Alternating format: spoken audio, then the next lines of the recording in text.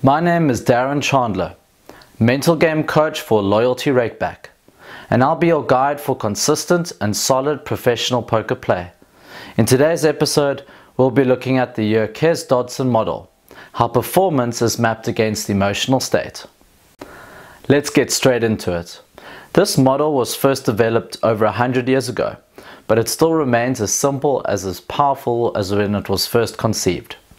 It takes two broad categories of learning, simple tasks and difficult tasks, and maps them against performance and state of your emotions or arousal.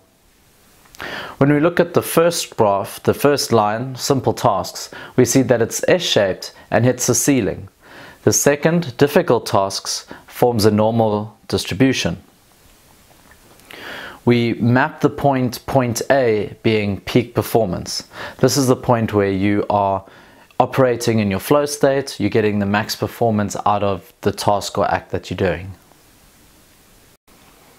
So what are the first few things we notice about the model?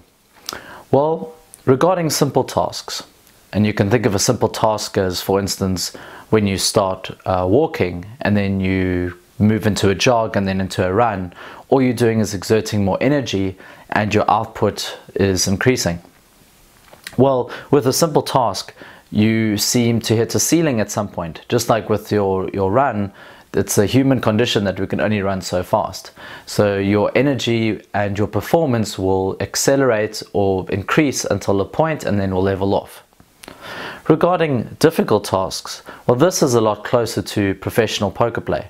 We have multiple decisions to make in an environment of asymmetrical information, and we'll be constantly forced to make a new decision every time. We also notice that at some point our emotional state is peaked and we have a maximum output of performance. We could think of this as our flow state or reaching our A game. This phenomenon of moving from a relaxed state and increasing pressure and actually performing better up until a point, and then moving past that you find that your performance decreases again. Well, we see this very often with professional athletes. Some of the best players in the world seem very relaxed when they first walk onto the golf course, onto the tennis court, and then as the pressure mounts and the game becomes more intense, their performance actually gets better and they put off these incredible shots. We also see it with nutrition, where you can have more caffeine or sugars that at first will increase your focus or give you more energy, but if you had to overdo that stimulus, you'll find that you end up crashing. Now that also has to have some part in nutrition and chemical balance in your body, but the basic idea is that unlike with simple tasks, whenever you are working through complex decision making, you need to find a sweet spot where you're not adding or taking away from your emotional state so that you can sit in that flow, that A game. So what's the most important thing to take from this graph right now? And that is that for difficult tasks, such as professional poker, we can get to our A game by increasing the arousal emotional state up until a point, and then our performance actually drops off again as things become too stressful or you're under too much pressure. This is an important principle that we will return to later.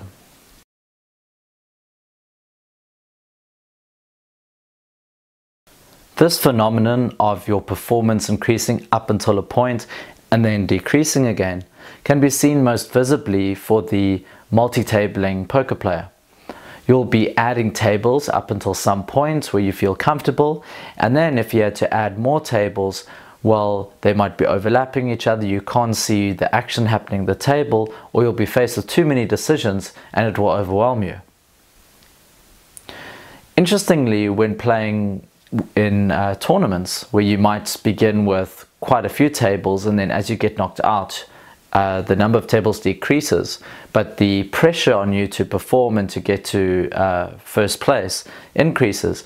We might actually see a leveling effect where reducing the number of tables will be offset by the pressure of the circumstances being built up by moving and progressing through the tournaments. The second common point is in the stakes that you play. There very often players cite that, oh no, you can't play for pennies and nickels, or you can't play for buttons. You want to play at some stake that challenges you enough that you feel that you can get some return from it. But of course, if the stakes are too high, it would risk your bankroll and you can go bankrupt. Interestingly, this also means that staking allows you an opportunity to operate at a higher performance level than you would be able to on your own. And it's a consideration for you if thinking that you're not playing at the stake you're most comfortable with, or you're not playing at the stake that gives you the best performance. The third area is the duration of the session. Now, depending on your warm-up strategy, you might begin at an initial starting point on the Yerkes Dodson model at a place that you're not quite happy with, or that you are happy with. However, generally during a session length, you'll find that your energy goes down, which is going to pull you back through the model. Now, for some players that are operating on the far right, this actually might be a good thing, and you might settle, become a bit more relaxed, or maybe you were too aggressive, and now this allows you to be a lot more solid.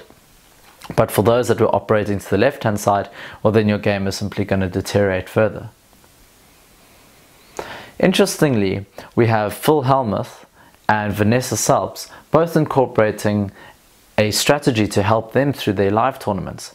Phil Hellmuth is notoriously known for arriving at tournaments late. He's doing this for two reasons.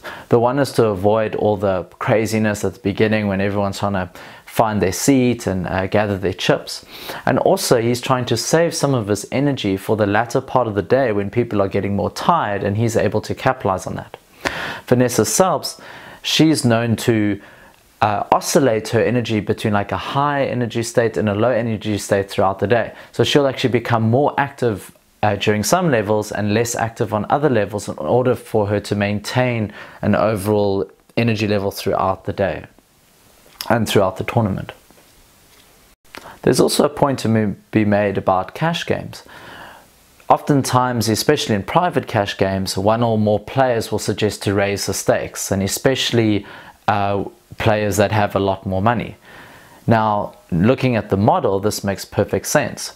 A player may use a higher stake in order to knock off someone from their A game and give them more pressure so that their performance decreases, while in turn for themselves they might feel more comfortable or more challenged with the high stake. So you're raising your performance and you're decreasing someone else's. Importantly, your mindfulness and awareness of what's happening in you and what's happening to the players is going to really help you identify where you are operating on the model and where your opponents are. You can then capitalize on using some of the factors that we mentioned in order to get you to performing better, and also watching for when your opponents are likely going to start performing worse.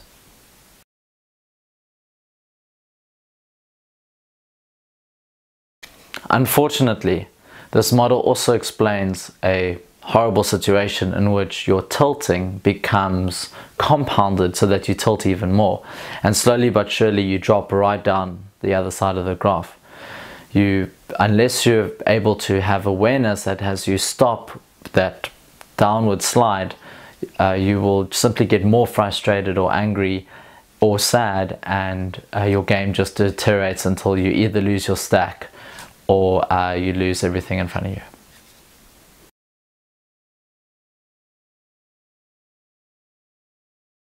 Interestingly, the way that a player might unknowingly adjust to play a better style that's more profitable is, for instance, a tight passive player getting frustrated and operating on the left-hand side of the graph, and then because of getting more emotional or tilting, for instance, he actually then loosens up his play, becomes more aggressive, and actually moves him into a style of play that's better suited.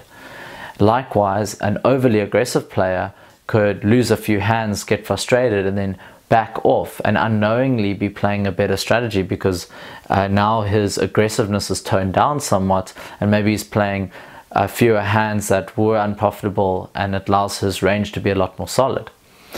This is important, especially in a live cash game or live tournament where people are a lot more likely to adjust to the emotions of the players around them. And it's something for you to consider definitely in live games. In online tournaments and online cash games, you must be a lot more careful to adjust to perceived tilt and actually play more on the statistics and the information that you have right in front of you that you know to be correct.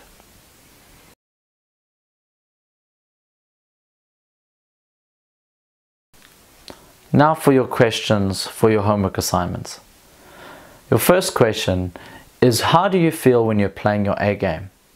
What are you doing when you're in the flow, when you're feeling fantastic, when your confidence is at an all-time high?